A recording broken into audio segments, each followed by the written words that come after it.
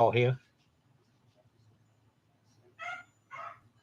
Hello, German. Old Paul here. Coming to you live from Mobile, Alabama. I tell you, I got some distressing news a while ago. I'm a moderator in a Facebook appliance repair group, and I was trying to get up a link using the computer. Get up a link to one of my previous blogs explaining exactly what their problem was so that they could fix it easily and nicely without any problem. And lo and behold, they have deleted my blog. Google deleted my blog, the one I worked on for like 20 years, so that y'all could have all the information on fixing washers, dryers, air conditioners, and all the links and everything you could go to get education on it, and everything in there. And I should have known this was going to happen, but because for years they had it to where I couldn't try to fix the links that were in it, and I couldn't do any kind of modification to it, and I didn't try to complain about it or anything because heck, it was free. But the whole idea behind it, I mean, what do you think I care about computers? I give a shit less about computers. But my old boss, Mr. Fred, told me that one day we can put something down on a computer where we can communicate with each other, and it'll be for the benefit of everyone that is DIY, do it yourself, and that we would have, you know, you could take it or leave it. You could get the secret, you could get the gist, you could get anything you want to online because we would be able to get on that world wide web. And for 20 and something years, I have been doing just that, you know. Uh, but So I figured that that thing that it took me 20 years to write that blog, it had, I should have said to myself, well, they're taking away some of these links and they're not changing them or nothing. I mean, they're just, they're dead links. Uh, but I mean, that was me, and they wouldn't let me change them. And so I have never ever asked for one friggin' dime. I love it. It was something to do. Let's take care of grandma. I was a caregiver, 12 years for her. And you could just only do so much for her, during the day. So I mean, I knew all this stuff, how to fix things, and sold parts. I knew where they were. I knew where to get them. I knew all that. And so, why not blog? Have a nice blog, and it was a nice one for a minute, you know. And now it's gone, deleted. All that work, all that learning how to. Not only did I have to learn how to do a website, I had to know how to embed videos, embed them. You know, not that you couldn't just take and get a link. Right click and copy and then stick it on there. No, you have to. It's a little more complicated than that. There's a lot of work in it, and I went through a lot of stuff. And you can see on this blog right here that if you ever follow me on YouTube, you'll know that there's a lot of videos on there for DIY. I have no doubt in my mind that YouTube will one day kill it too. It's just a waste of time. Trying to convey any kind of information for free online is going to be a thing of the past. I'm making a prediction. And it's a sad thing for mankind in general that you would spend all your time conveying what you know of a problem. This I know there's lots of mechanics, and I love watching them. Lots of mechanics, diesel mechanics, big truck mechanics. I mean, specialty mechanics. I mean, it's transformation. Everything I love about it is all going to be wiped away one day because it's free, and nothing is free in this world, my friend. And I found it out tonight. And I had been, Google was kept calling me, and they'd have a message on there like, "Are you such and such? Do you run a company? we need to verify that you are still in business and all that. Well, I wasn't running a company. I'm retired. I'm not running a company. See, what they wanted you to do is say, yeah, I'm running a company. That way they can say, well, now you start sending us X amount of money every damn month so we can keep your site up. So I didn't do that. I played it off like I'm retired. Sometimes when you answer the phone, I just play it off.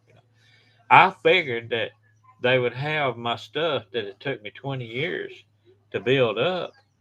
I figured they'd leave that alone and just leave that there for posterity, for historical things. I mean, no, bye bye is what they said. So if you're sitting here and thinking about doing a blog, or you got a big blog or something, and you got it going on, and you got a lot of friends, and you like 100,000 views on every one of your videos and all that kind of stuff, your ass is gonna be fucked one day, just like Paw Paw. All that, all that time and effort. I told my wife. My wife asked me, "What are you doing on here? What are you doing?" I said, "One day it's gonna pay off. Don't worry. I'm They're going. There's a need for what I have for my information. One day, if I get it all right, it's nice and everything. People are gonna like it, and there's good money's gonna come rolling in." Yeah, shit. You a fuck duck if you think that. And if you had anybody told you to pay them $100 and they'll tell you how to get rich on Facebook or on YouTube or on anything else, then they're getting fucking rich fucking you. That's the bottom line right there. I am stone fucking cold truthful. Believe it. I hate it, man. I mean, golly. But I guess all of this internet and everything that they're doing, they're like YouTube, uh, or Google, or TikTok. Somebody's getting paid something to run all this,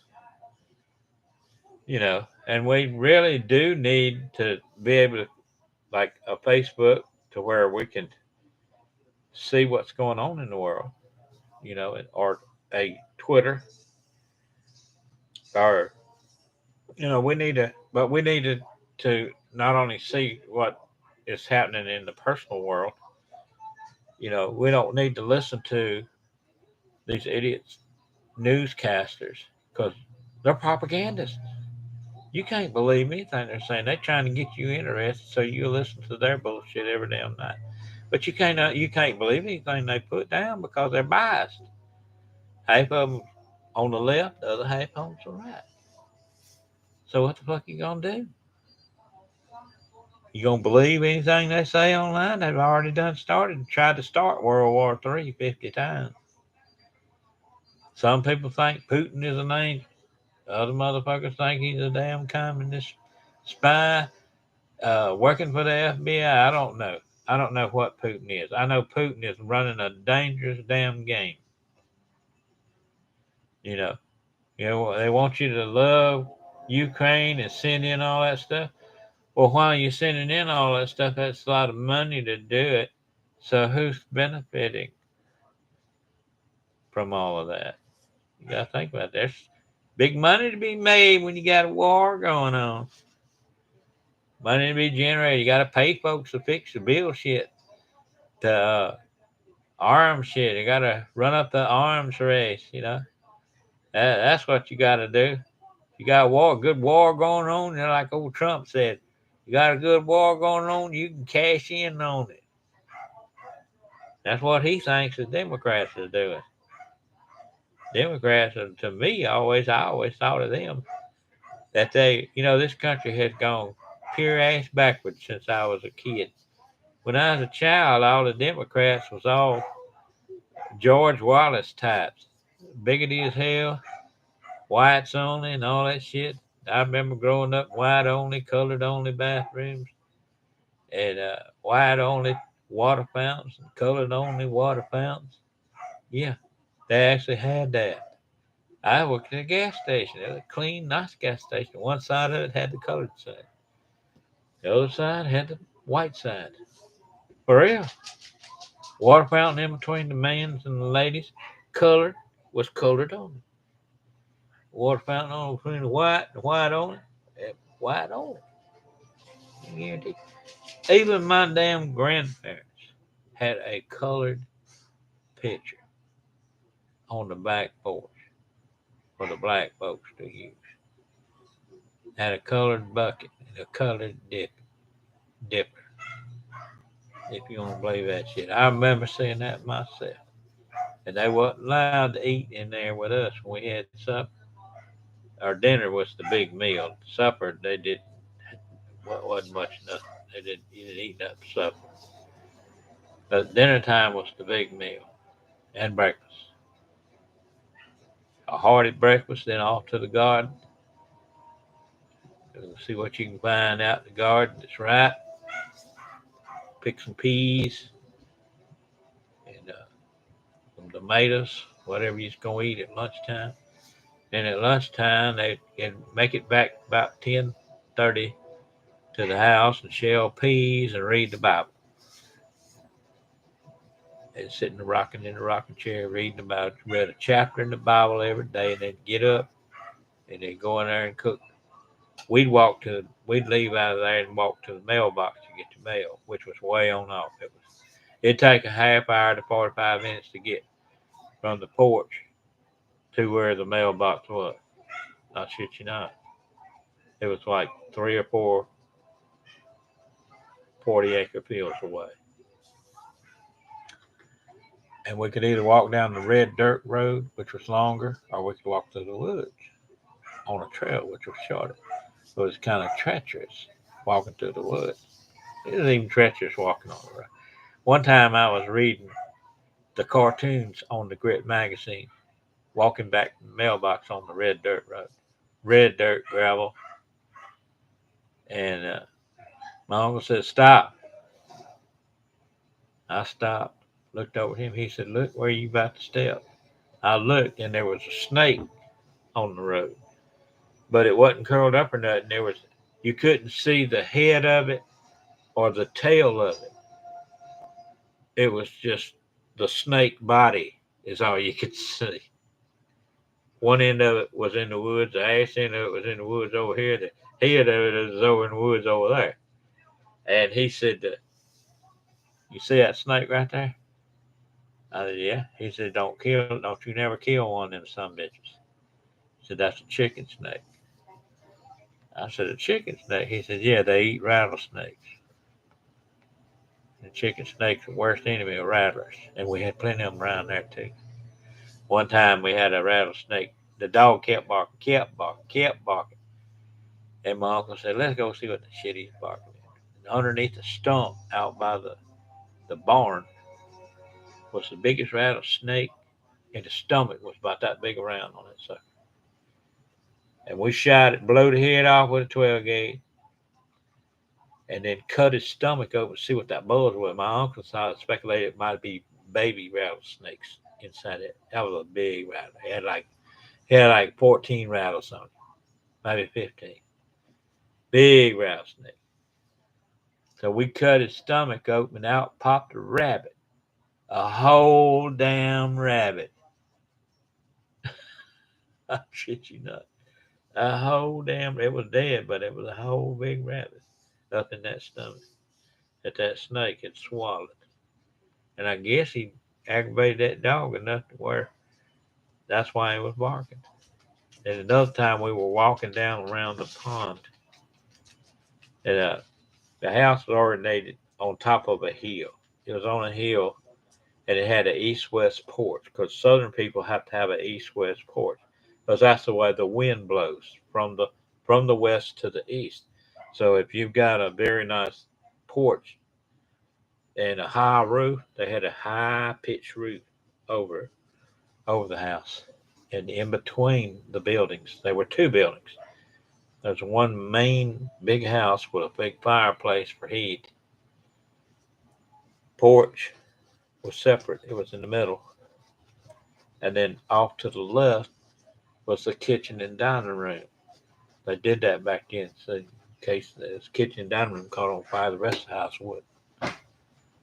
And it was a solid uh, 8 by 8 logs made out of lighter wood, and that's fat pine, which bugs don't eat or anything. And that was it was a log house, and then on top of the logs they put lighter planks up and down to make it look modern for the 1850s.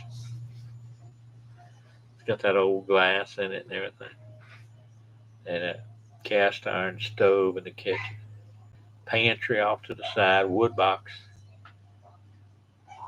My job was to go out yonder to the well and get Grandma a bucket of water out of the well, and then fetch the stove wood off the back porch and carry it in there and put it in the wood box. And then I'd picture, and it always got cold at night up there. It's kind of in the hills. They call it the Grampian Hills. Now, it gets cold in Alabama. Like down here in Mobile in the summertime, it's like steamy and everything and hot. Not up Camden. Camden in them hills, it gets cold at night. You'd have like 5 blankets on you.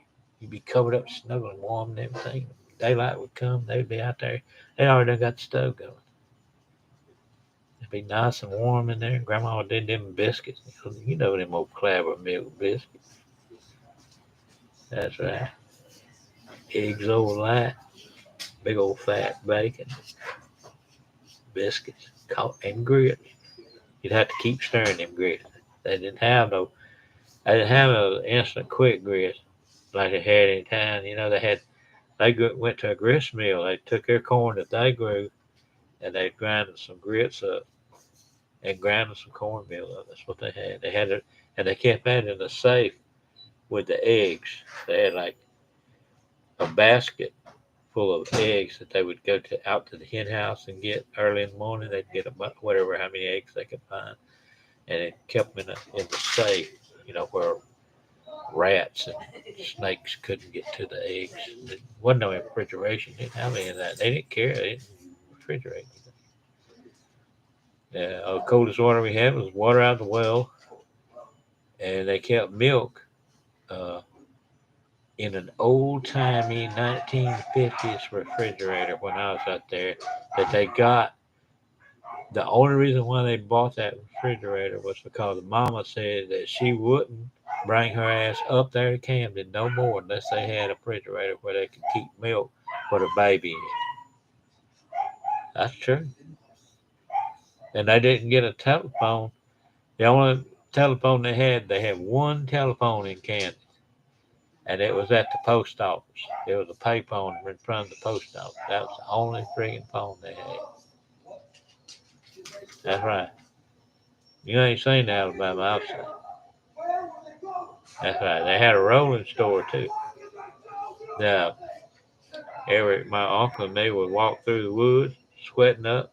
I mean, sweating like hell, and get to the highway 265 and half-ass way between uh, Beatrice and Camden. They would be a rolling store come through every Wednesday. I think it was Wednesday, and you'd have to be there at a certain time. And it had a helper. We would end up getting there on time, and we'd be waiting on that rolling store. Wave muscles is what my uncle described. Now get this, as a three-toned African that he called Uncle Hayes.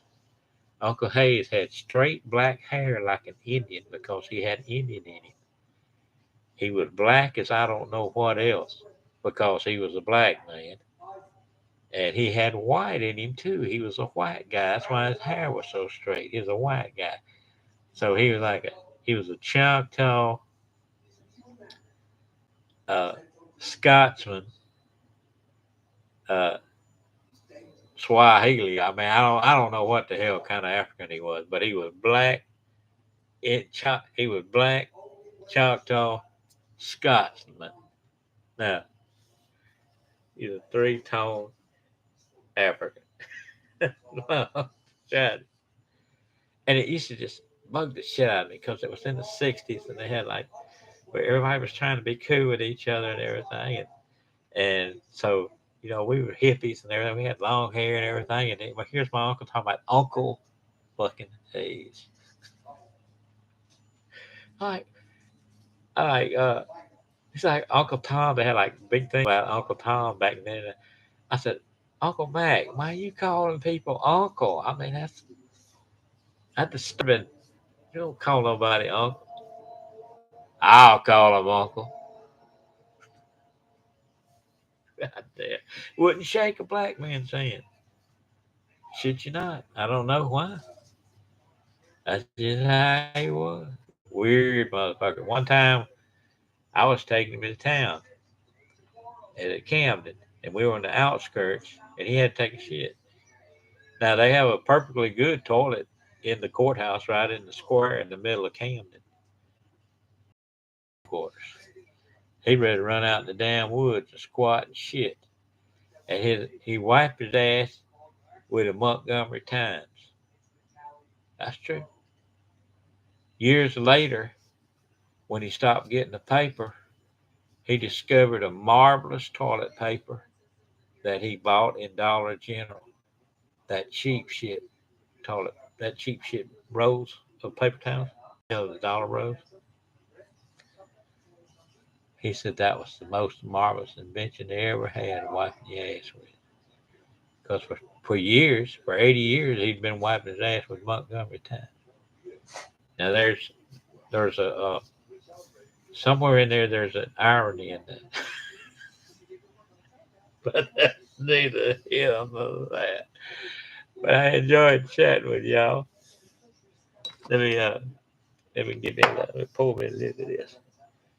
I got my Scotland roots took me over tonight. Got me some famous grouse. That's right. My uncle, the one that called everybody uncle, he's up there. And he wasn't biggity or nothing. He just was, I guess, I don't know what you'd call it. He wasn't no bigot. He wasn't no clan or nothing. He just a backwards ass motherfucker. But he would all the time brag about great grandpa being in the Civil War and great grandpa being in the Battle of Culloden. Where the fuck was Culloden? In Scotland. So I looked it up online. I said, shit, you done got my teaching then. And sure enough, there was a Battle of Culloden. And they had some old Scotsman or some shit, young Scot. I don't know who the fuck it was. He was dethroned and went to, uh, hey, Mitzi, how you doing? I've got a follower. Look at that. I got somebody watching my live. But anyway, yeah, we had my great granddaddy was named Carstar from Scotland, Inverness of the Glen, and he was a doctor and participated in the Battle of Culloden. Now, I didn't study Scottish history, or none of that shit, and I really didn't look it up online. Well, I heard it from my relatives, passed it down to me. I couldn't believe that shit. So we are Scots. I know there's a lot of people who are new in here that probably hadn't heard it, but we are Scotch Irish Indians. That's right. My grandmother on my daddy's side was a full blood Indian, Choctaw Indian. That's right. That's her right there.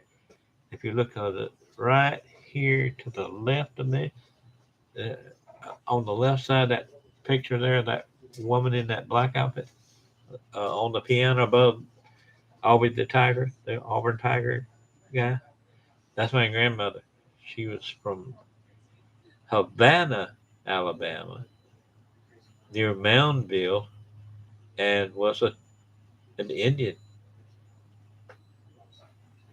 That's right. I remember going on her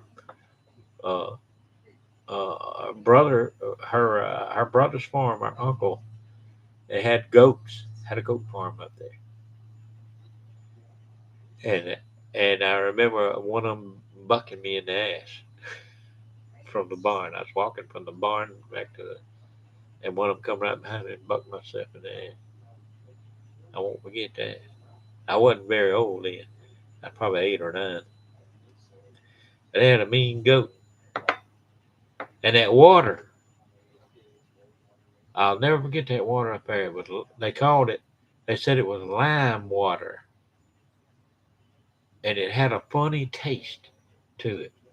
And I'm like, I'm thinking, from Mobile, we were raised as, I was born way down here in Mobile, and the water is very beautiful, very nice. But that water tasted like it tasted wangy. And I said to myself, is this shit safe to drink? I asked him, I said, is this safe?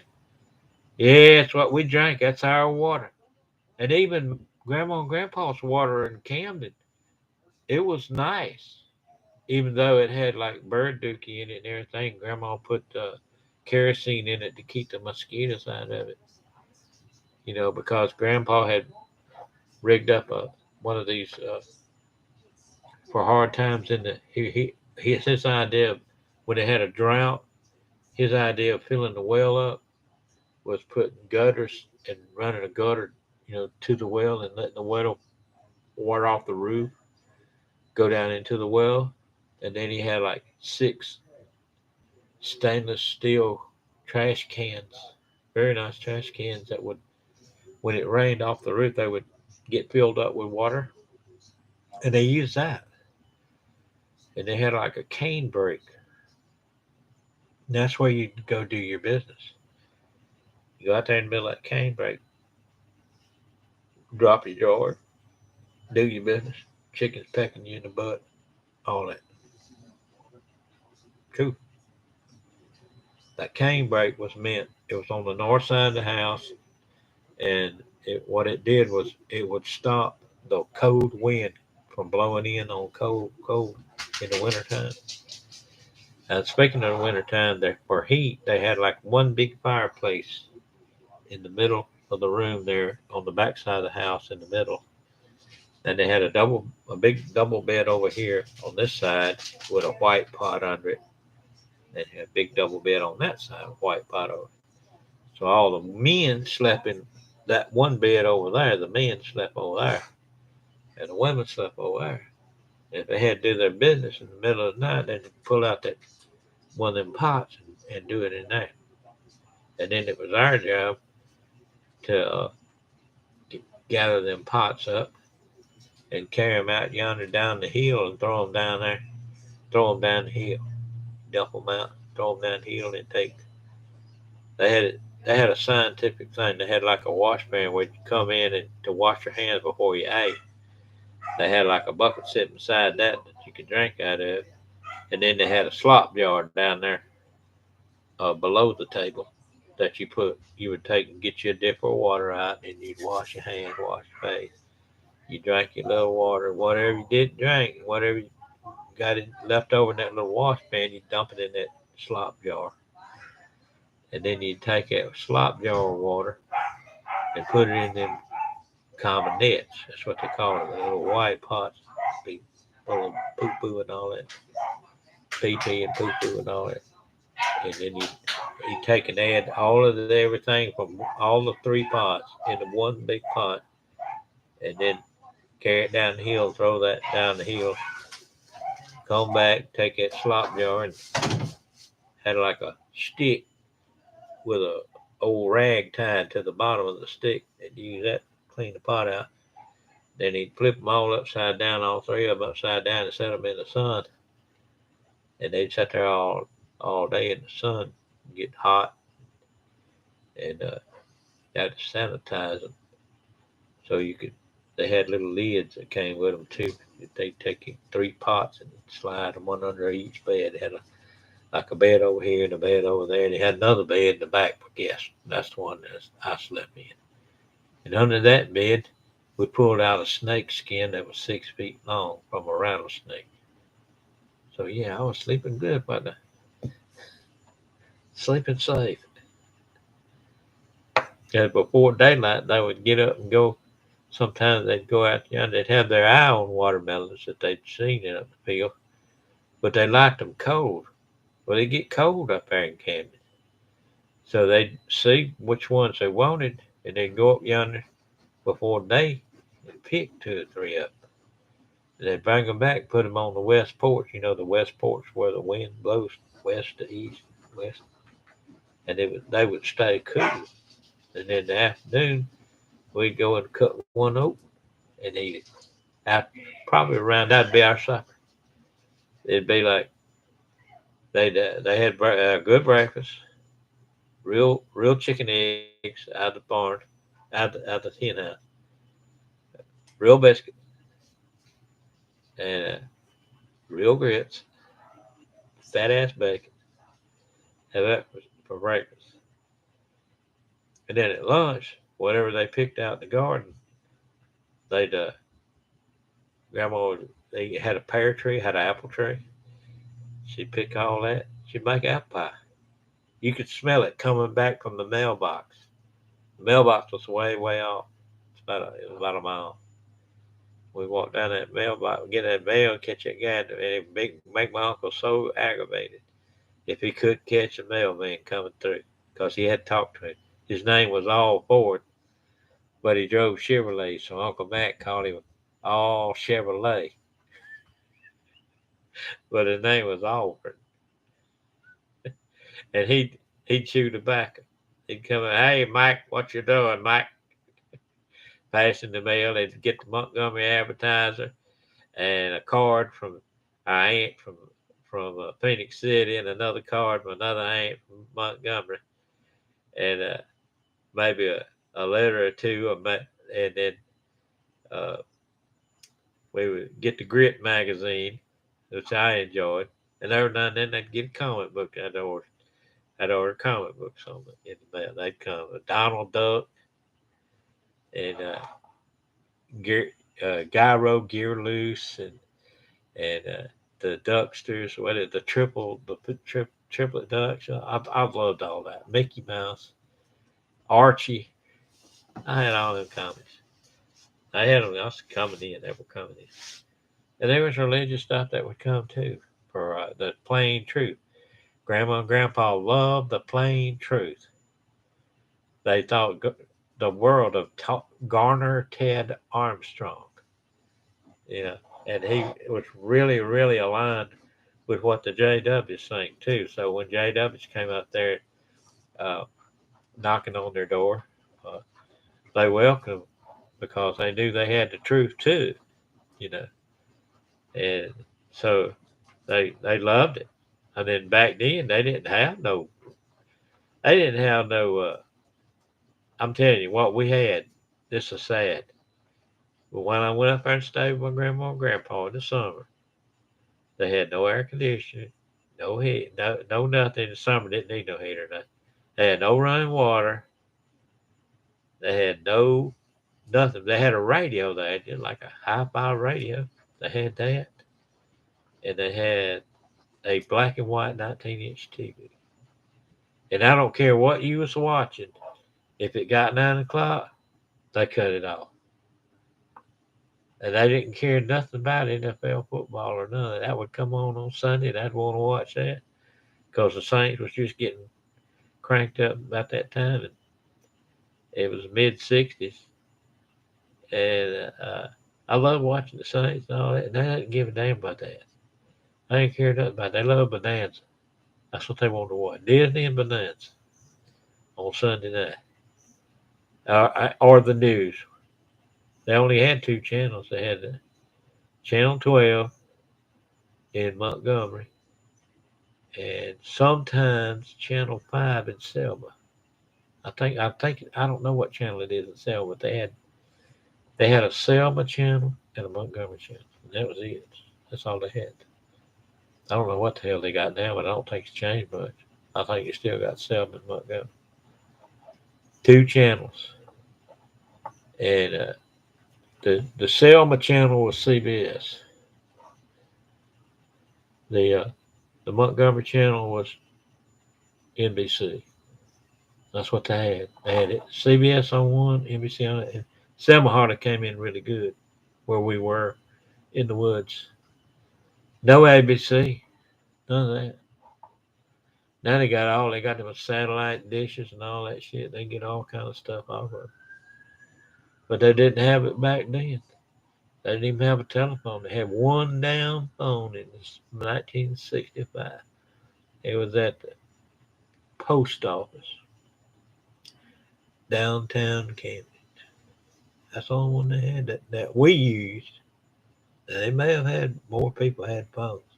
And it's really cute to see their little Camden phone book. My uncle used to go to that phone book and just call people at random. He bored to death. In his older life, he would call people. He would call people up all around that had certain names and ask them about themselves. Hey, how you doing? He wouldn't even know them from Adam. One time, he run into a feller on the bypass at the Hardee's, and the fella was in an airplane. He was a pilot, and he asked my uncle, said, "You want to go flying in an airplane?" The uncle said, "Hell yeah." He went. He told me, he said, "I didn't know about him. He come from somewhere." They went up and flew around a little bit, landed, flew all over Camden and all that. I couldn't believe that shit. But then my sister was just as stupid because one time, just out of, we got this little airstrip down in Irvington, Alabama, that is called Roy E. Ray Airport. Airplanes. One day, she's crazy there. She done some shit. She went down to Florida too. Went down to Isla Morada. Found that they heard her husband was shell shocked ass Vietnamese Viet, Vietnam veteran of one of those. What was he? He was a Navy SEAL. And just about as crazy as fuck. Would do anything. When he got down there close to where where they were going, he would tell her to stop the car. He'd run, jump off the highest part of the bridge into the damn water. That's how crazy it was. And they went out in the mangroves and found him an old Bertram 50-footer uh, that a hurricane had slung up in there, and they drug it out of there and fixed a hole in it, and they lived on that thing. She sent me pictures and everything. It's somewhere around here. I don't know. Her, she called it her sabbatical. She had to have they had a little dinghy boat that they'd have to get on to get to town. Crazy ass. Good times, I reckon. I don't know. I drove up to see her a few times. She had lived in Amarillo, Texas. And that's a long ride from here. Her husband was a crazy ass. He done gone on now. But he was a nutcase. Uh, him and his brother both. He was a Cajun, real live. They were all from Lake Charles. He taught me how to make gumbo. Good guy. He done gone on now, died this year. But anyway, that's Grandpa right there next to Grandma. He had quite a big age difference between him and her. He was like 40 and she was like 20 when they got. But and she didn't know how to read and write. He taught her. She was an Indian. She didn't know how to read, write, do nothing. But that woman could cook some collard greens out of this world and some hen and dressing. Get out of damn town. Hen and dressing make your mouth water right now thinking about it. And every time we go there, they lived in welfare apartments because they didn't have no money. Grandpa was crippled, and Grandma was trying to take care of him. He was a big old man like me. I'm 350 pounds. He couldn't shit neither. I remember when I was a little bitty kid, he'd be hollering in the bathroom, I can't shit. I'm gonna have to dig it out. I remember that shit just as damn. I mean, she'd give me a quarter to cut her grass. Her grass was like 6 feet long by 2 feet in the backyard. That in the back of those apartments on Baltimore Street, 1010 Baltimore Street. They were all chain linked in, and you go up to the office. They would let you borrow. They had one of these lawnmowers. It had blades on it, and you pushed it, and it would the blades would go like that. And it didn't have a motor or nothing on it. It's just like a push more little hand, and it only took you a minute to cut the grass. You could go around there and knock on doors and skin up some money from different ones. Uh, Started out living in apartment 100 when they weren't that old, way back in the back, and they kept them a garden back there. And her and Sister Salvas raised all kind of vegetables. They had collards and tomatoes, peppers, and you name it, eggplants, all in that back corner. And up on the hill from Baltimore, they had a pool. We was all kids. It cost a quarter to get in the pool. Had a had a big high dive and all that on it. Beautiful, beautiful swim pool. It's all. I don't know if it's there or not, but in later on in life, when they got older, they lived in apartment 6 in the front. It's a little bitty apartment. Yeah. Well, that's about all the smart pills that I'll say salute or meals for this time.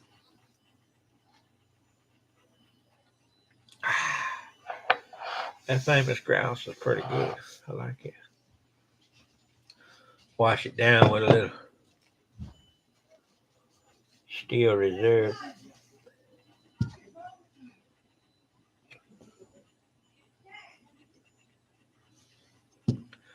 I know this here picture on my left shoulder. That's mom and daddy back in the day. I guess she was about 60. He was about 70 when that was took. But anyway, I'm gonna end this one now. I'll catch y'all on the flip flop.